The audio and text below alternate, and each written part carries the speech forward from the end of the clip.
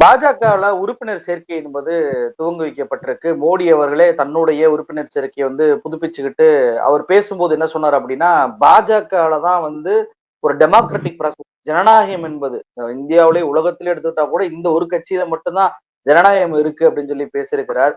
இன்னொரு பக்கம் அவர் துவங்கி வச்சதுக்கு அப்புறம் எல்லா மாநிலத்திலுமே பாஜக உறுப்பினர் சேர்க்கை நடைபெறுகிறது. ஆனா புதுச்சேரி அங்க பாஜக ஆளுங்கட்சியாவும் இருக்கிறாங்க, கூட்டணியில இருக்கிறாங்க. அப்படிப்பட்ட புதுச்சேரியில இது போன்ற ஒரு இணைப்பு நிகழ்ச்சி, உறுப்பினர் சேர்க்கை நிகழ்ச்சி நடக்குது.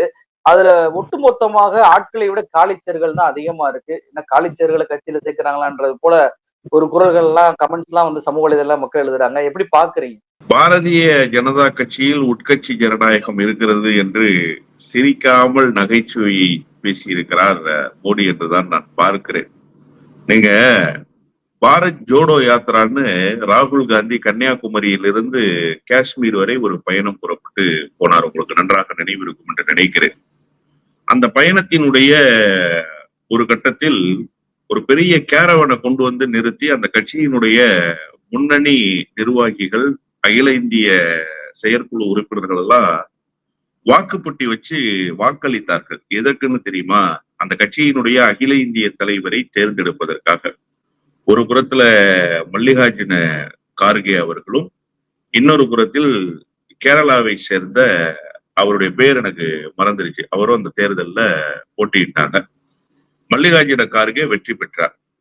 இப்போ அகில இந்திய தலைவர் பொறுப்புக்கு யார் வர வேண்டும் என்பதை அந்த கட்சியினுடைய மூத்த நிர்வாகிகள், அந்த கட்சியினுடைய செயற்குழு உறுப்பினர்கள், மாநில தலைவர்கள், மாநில பொதுச் செயலாளர்கள் தேர்வு செய்யறாங்க. உங்களுக்கு கடைசியா பாரதிய ஜனதா கட்சியில தேசிய தலைவரை கட்சியினர் தேர்ந்தெடுத்த நினைவு எப்போதாவது இருக்கிறதா? வெங்கையா நாயுடு தலைவராக இருந்தார், ராஜ்நாத் சிங் தலைவராக இருந்தார், அமித்ஷா தலைவராக இருந்தார், ஜே.பி. நட்டா தலைவராக இருக்கிறார். அதற்கு முன்பு பல தலைவர்கள் வந்து விட்டு போயிருக்கிறார்கள். எப்போதாவது அகில இந்திய தலைவரை தேர்ந்தெடுத்த ஒரு சம்பவம் என்பது பாரதிய ஜனதா கட்சியில் நடந்திருக்கிறதா என்று கேட்டால் எனக்கு நினைவு தெரிய அப்படி ஒரு சம்பவம் நடந்ததே இல்லை. RSS யாருடைய பெயரை எழுதி தருகிறதோ அவர்களை பாரதிய ஜனதா கட்சியினுடைய தேசிய தலைவராக அறிவிப்பார்கள். எந்த கட்சியில உட்கட்சி ஜனநாயகம் இருக்கு? பாரதிய ஜனதா கட்சியில உட்கட்சி ஜனநாயகம் இருக்கா, இல்ல காங்கிரஸ் கட்சியில உட்கட்சி ஜனநாயகம் இருக்கான்றத நாம மக்கள் பார்வைக்கு விட்டுருவோம். ஒன்று. இரண்டாவது, ஜே.பி. நட்டா அவருடைய பதவி காலம் என்பது எப்போதும் முடிவடைந்து விட்டது. ஆனால் நாடாளுமன்ற தேர்தலை காரணம் காட்டி அவருடைய பதவியை நீட்டிப்பு செய்து இவர்கள் ஒரு அறிவிப்பை வெளியிட்டார்கள். நாடாளுமன்ற தேர்தலும் நிறைவு பெற்று விட்டது.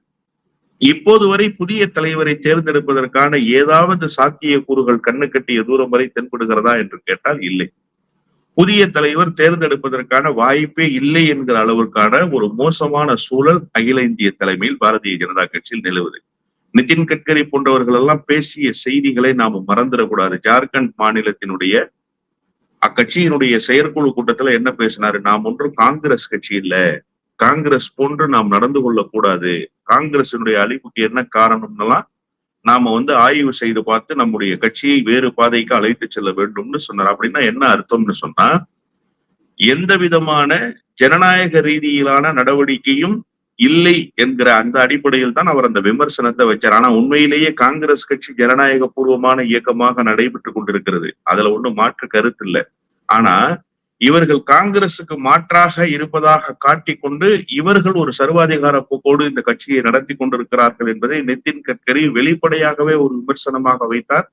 3-4 தினங்களுக்கு அது தேசிய ஊடகங்களில் பேசு பொருளானது. இப்படிப்பட்ட நிலையில் மோடி இப்போது தங்களுடைய கட்சி குறித்து புகழாரம் சுட்டி இருப்பது ஒரு நகைச்சுவை உணர்வை தூண்டுகிற வகையில் தான் அமைந்திருக்கிறது. அது மட்டும் இல்லாம கட்சியை பலப்படுத்தணும், கட்சிக்கு ஆட்களை சேர்க்கணும், இதெல்லாம் ஒன்றும் புதிய நடவடிக்கை இல்லை பாரதிய ஜனதா கட்சிக்கு.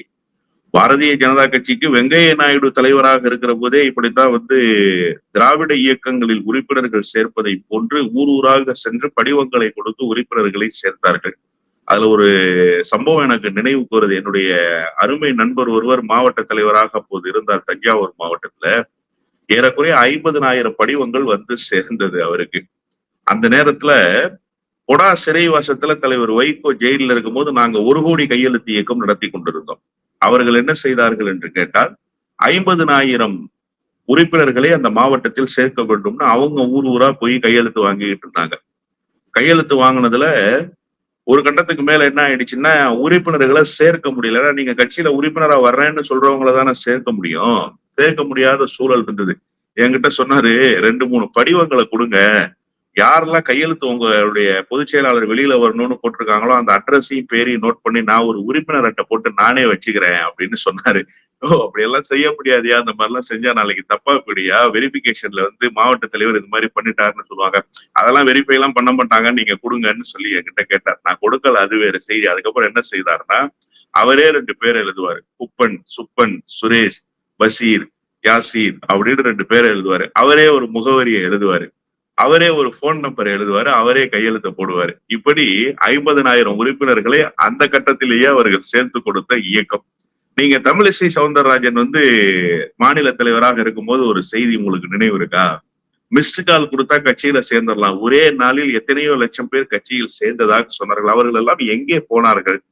குறைந்தபட்சம் அந்த கட்சியினுடைய வேட்பாளர்கள் அறிவிக்கப்பட்ட போது அவர்களுக்கு ஓட்டாவது போட்டிருக்கணும்ல. ஃபீல்டு ஒர்க்குக்கு வரணும்னு அவசியம் இல்லை சார். கட்சியில 2 வகையான தொண்டர்கள் இருப்பார்கள். ஒன்று உணர்வு பூர்வமாக அந்த இயக்கத்தை நேசிப்பார்கள், அந்த கொள்கையை நேசிப்பார்கள், பெரிய அளவில் வெளிக்காட்டிக் கொள்ள மாட்டார்கள். தேர்தல் வருகிற போது அந்த கட்சியினுடைய சின்னத்துக்கு யார் வேட்பாளர் யார் என்றெல்லாம் பார்க்காமல் நேரடியாக வாக்குச்சாவடிக்கு சென்று அந்த சின்னத்துக்கு வாக்களிப்பார்கள். இது ஒரு வகை. இன்னொருவர் முழுமையாக தன்னை அரசியல் கட்சியில் ஐக்கியப்படுத்திக் கொண்டு கட்சி கரை வெட்டி கட்டிக் கொள்வார், கட்சி கொடி கட்டிய கார்களில் செல்வார், கட்சியில பொறுப்புல இருப்பார், ஆர்ப்பாட்டம், போராட்டங்கள், உறுப்பினர் சேர்க்கை, எல்லா விதமான கட்சி நடவடிக்கையிலும் தன்னை முழுமையாக ஈடுபடுத்திக் கொள்வார். இந்த 2 வகைதான் அரசியல் கட்சிகள்ல. அப்படி பார்த்தா நீங்க 2வது வகையான பாரதிய ஜனதா கட்சியினுடைய ஆட்களே இல்லையா என்கிற அளவுக்கு தான் இப்போது பாரதிய ஜனதா கட்சியினுடைய நிலைமை இருக்கிறது. எனவே இவர்கள் யாரை ஏமாற்றுகிறார்கள் என்று தெரியவில்லை. ஒருவேளை பாரதிய ஜனதா கட்சியில் இருப்பவர்களையே ஏமாற்றுகிறார்களா? நம்ம கட்சி வளர்ந்துகிட்டே இருக்கு. இங்க அண்ணாமலை சொல்லிக்கிட்டு இருந்தார்ல, நாளுக்கு நாள் வளர்ந்து கொண்டே போகிறதுன்னு. ஆனா தேர்தல் முடிஞ்ச பிறகு பாரதிய ஜனதா கட்சியினுடைய குரலே தெரியலையே. அகில இந்திய அரசியல்லையே பாரதிய ஜனதா கட்சி எங்க இருக்கிறது என்றே தெரியவில்லையே. ஒன்றிய அரசே இருக்கிறதா இல்லையா என்று தெரியாத அளவுக்கு ஒரு சூழல் நிலவி கொண்டிருக்கின்றவே. தேர்தல் பிரச்சாரம் துவங்குகிற போதே மோடி அடிபட்டு போனார் சார். மோடியினுடைய தேர்தல் பிரச்சாரம் எந்த இடத்திலும் பேசு பொருளாகவில்லை. எந்த இடத்திலும் மோடியினுடைய அந்த பிம்பம் என்பது பெரிய அளவில் மக்களிடத்திலே சென்று சேரவில்லை. ஆனால் ராகுல் தொட்டதெல்லாம் துலங்கியது இந்த தேர்தலில். அவர் எங்கே மேடையில் பேசினாலும் அவர் பேசுகிற செய்தி பேசு பொருளானது, அவர் பிரச்சாரம் பேசு பொருளானது. அவர் ஒரு சின்ன குட்டி மதில் சுவரை ஏறி குதித்து அந்த பக்கம் சென்று இனிப்பகத்தில் இனிப்பு வாங்குகிறார். அது 3 நாட்களுக்கு ட்ரெண்ட் ஆனது. இப்படி இந்த தேர்தல் துவங்குவதற்கு முன்பாகவே பாரதிய ஜனதா கட்சி ஒரு படுதோல்வியை சந்தித்தது. இப்போது அந்த கட்சியினுடைய தொண்டர்களை மோடி ஏமாற்றிக் கொண்டிருக்கிறார் என்றுதான் நான் புரிந்து கொள்கிறேன்.